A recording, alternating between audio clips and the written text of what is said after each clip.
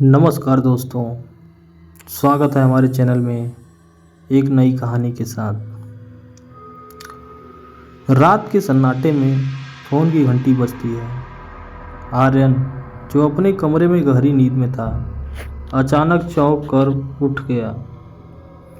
दीवार घड़ी के रात के 2 बजा रही थी। उसने थके हुए हाथों से फ़ोन उठाया और नींद भरी आवाज़ में बोला, हेलो। दूसरी ओर से कोई आवाज़ नहीं आई, बस हल्की सी सांसें सुनाई दे रही थी। आर्यन फिर से चिढ़ते हुए बोला, मजाक मत करो।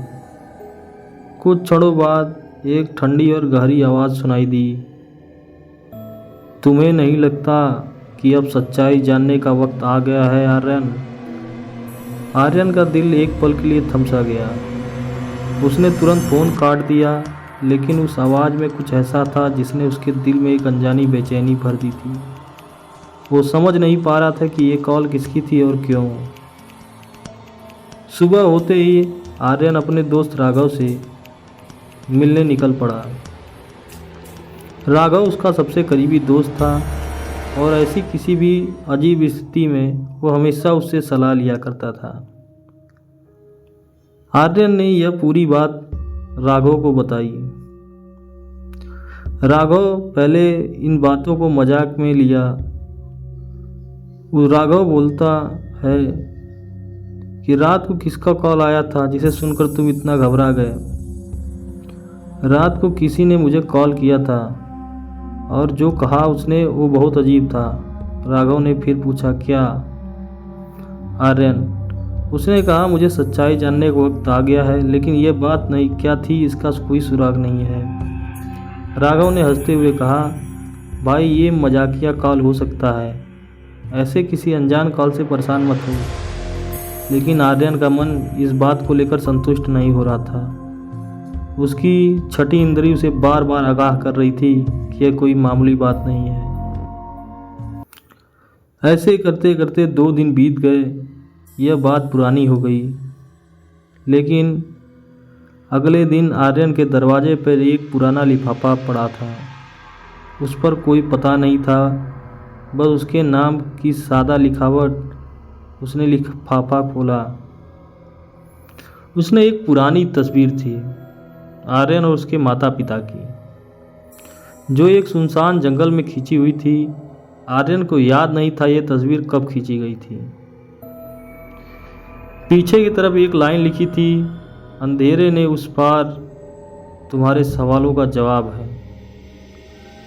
आर्यन का दिल धड़कने लगा। वो इस तस्वीर को लेकर राघव के पास गया। राघव ने तस्वीर को ध्यान से देखा और कहा, ये वही जंगल है जहाँ कुछ साल पहले तुम्हारे माता पिता की रहस्यमय तरीके से मौत हो गई थी ना? आर्यन ने धीरे से सिर हिलाया। हाँ। उस घटना के बाद उसने कभी पीछे मुड़कर नहीं देखा था, लेकिन अब ऐसा लग रहा था जैसे कोई उसे जबरदस्ती उसके अतीत की तरफ खींच रहा हो। आर्यन और राघव ने तय किया वो उस जंगल में जाएंगे और सच्चाई का पता लगाएंगे। रात का समय था और दोनों टार्च लिए जंगल की ओर बढ़ रहे थे। चारों ओर घोर सन्नाटा था, बस टार्च की रोशनी के सिवा कुछ भी दिख नहीं रहा था। जंगल के बीचों बीच पहुंचते ही अचानक हवा तेज होने लगी। एक अजीब सी गंध चारों ओर फैल गई थी। तभी उन्हें दूर एक परछाई दिखी।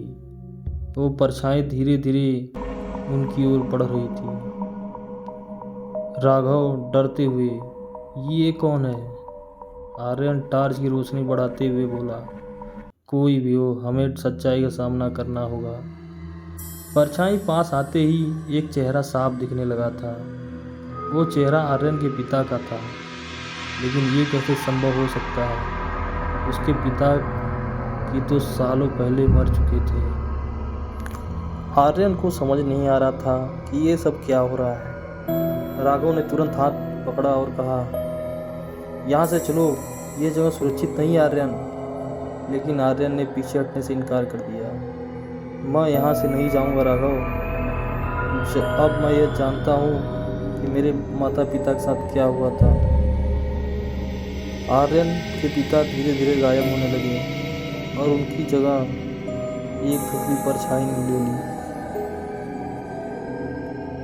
उस परछाई ने सिर्फ एक बात कही, सच्चाई तुम्हारे सामने है, लेकिन क्या तुम उसे सहन कर पाओगे? जंगल की हवाएं अब और तेज हो चुकी थी।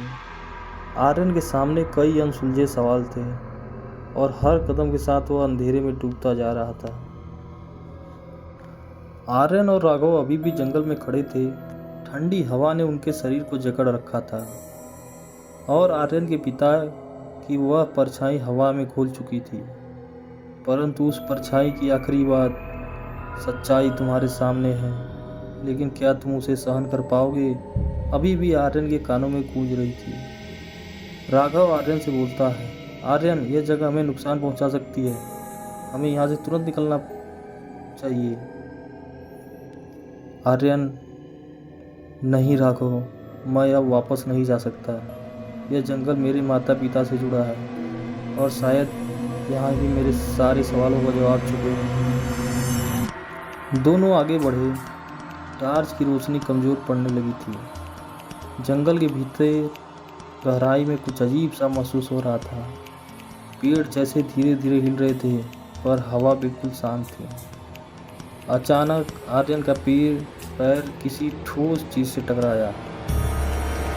उसने नीचे देखा तो एक पुराना लकड़ी का दरवाज़ा जमीन में दबा हुआ था, जैसे किसी गुप्त तहखाने का प्रवेश द्वार हो।